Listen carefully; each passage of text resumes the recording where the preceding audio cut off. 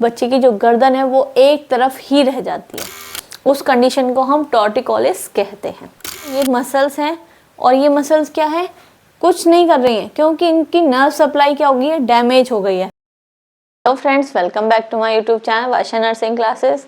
आज का हमारा टॉपिक है नेक एग्जामिनेशन। ठीक है, नेक एग्जामिनेशन हम किसका कर रहे हैं, न्यूबॉर्न का। जो बच्चा अभी नवजात शिशु है, अभी जन्मा है, उसकी नेक के बारे में हम एग्जामिन करेंगे। ठीक है, कि उसकी नेक से रिलेटेड क्या कंजेनाइटल एब्नॉर्मलिटीज़ हो सकती हैं, ठीक है, या फिर क्या होती हैं, किसके कारण से होती हैं, वो सारी चीज़ हम इस वीडियो में पढ़ेंगे। तो सबसे पहले नेक इज़ शॉर्ट एंड थिक। ठीक है, जैसे ही आपने देखा होगा जो नवजात शिशु है, जैसे हमारी गर्दन है, ठीक है, हमारा चेहरा अलग है और गर्दन वाला पोर्शन हमें क्लियर दिखता है, विजुअल। ठीक, ऐसा न्यूबॉर्न में नहीं होता है। न्यूबॉर्न की जो नेक है वो शॉर्ट और थिक होती है। ठीक है, जब बच्चा जन्म होता है तुरंत के तुरंत।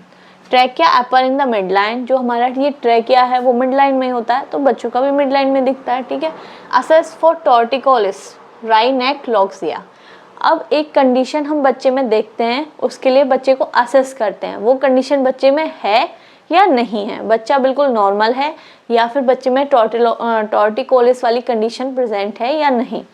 अब इस कंडीशन में होता क्या है, twisting of neck towards one side, एक तरफ गर्दन का मुड़ जाना, मतलब इस तरफ है तो इस तरफ ही रहती है पूरे टाइम। बच्चे में ये क्या है, एक जन्मजात एब्नॉर्मलिटी है, जन्मजात बीमारी है, जिसके कारण बच्चे की जो गर्दन है वो एक तरफ ही रह जाती है। ठीक है, उस कंडीशन को हम टॉर्टिकोलिस कहते हैं। तो आज हम इस वीडियो में सिर्फ ये जानेंगे कि टॉर्टिकोलिस जो डिजीज कंडीशन है, जो कंजेनाइटल एब्नॉर्मलिटी है, वो किसके कारण से हो रही है और क्यों हो रही है। इसका जो ट्रीटमेंट है वो हम डिजीज कंडीशंस में पढ़ेंगे। ठीक है, तो टॉर्टिकोलिस का मतलब क्या है, जो हमारी नेक है वो वन साइड ट्विस्ट हो जाती है। ठीक है, अब ऐसा क्यों होता है, in this condition 11th cranial nerves, जिसका नाम है एक्सेसरी नर्व इज डैमेज्ड। अभी मैंने आपको, जैसा कि हमें पता है कि हमारी मसल्स हैं, ठीक है, मसल्स जब काम करती हैं जब उनको नर्व सप्लाई मिलती है। जो भी हम काम कर रहे हैं सब मसल्स की वजह से हो रहा है। उठाना, पैर चलाना, मुंह चलाना, ये सब क्या कर रही है, हमारी मसल्स कर रही हैं। मसल्स को क्या मिलती है, नर्व सप्लाई, एक सिग्नल मिलता है कि भाई आपको ये काम करना है, तब हमारी मसल्स काम करती हैं। तो अगर उसको नर्व सप्लाई ही नहीं मिलेगी तो मसल्स क्या करेंगी, कुछ नहीं, मसल्स डैमेज हो जाएंगी और धीरे धीरे धीरे धीरे डिग्रेड हो जाएंगी।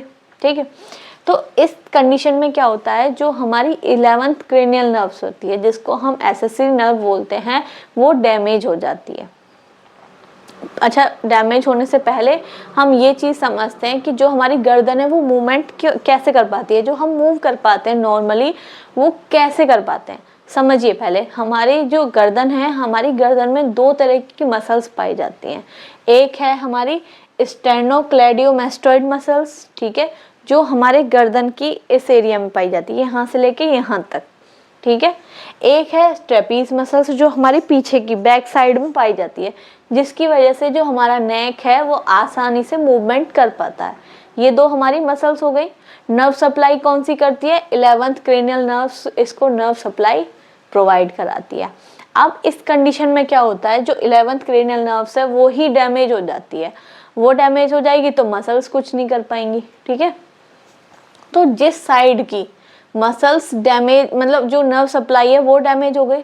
अब मसल्स तो है, अब मसल्स क्या करेंगी, धीरे धीरे धीरे धीरे क्या हो जाएंगी, डिग्रेड होना, खराब, नष्ट होना शुरू हो जाएंगी।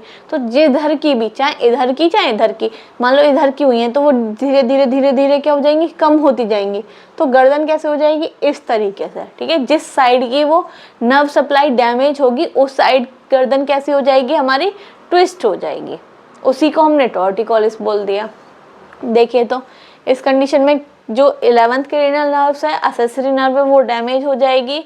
This nerve provide nerve supply to two muscles. ये नर्व्स, जो नर्व्स थी, ये नर्व सप्लाई किसको, दो मसल्स को प्रोवाइड करा रही थी, जिसकी वजह से नेक में मूवमेंट हो रहा था। ठीक है, कौन सी मसल्स थी, स्टेर्नोक्लेडियोमेस्टोइड मसल्स और ट्रेपीज मसल्स। क्लियर है, देखिए आप इमेज में, ये वाली हमारी मसल्स कौन सी है, स्टेर्नोक्लेडोइड मसल्स। ठीक है, ये क्या हो रही है, ये मसल्स हैं और ये मसल्स क्या है, कुछ नहीं कर रही हैं, क्योंकि इनकी नर्व सप्लाई क्या हो गई है, डैमेज हो गई है। अब धीरे धीरे धीरे धीरे क्या हो रही है, ये डैमेज मतलब डिग्रेड होना स्टार्ट हो रही है। तो उसी तरफ क्या होगी, गर्दन हमारी मुड़ जाएगी, जैसे इसकी राइट साइड में हो गई है। ठीक है, सेम इसमें भी मसल्स कौन सी है, स्टेनोक्लेडोमास्टोइड मसल्स धीरे धीरे धीरे धीरे डिग्रेड होना स्टार्ट हो गई, और जो गर्दन है वो हमारी एक साइड हो गई।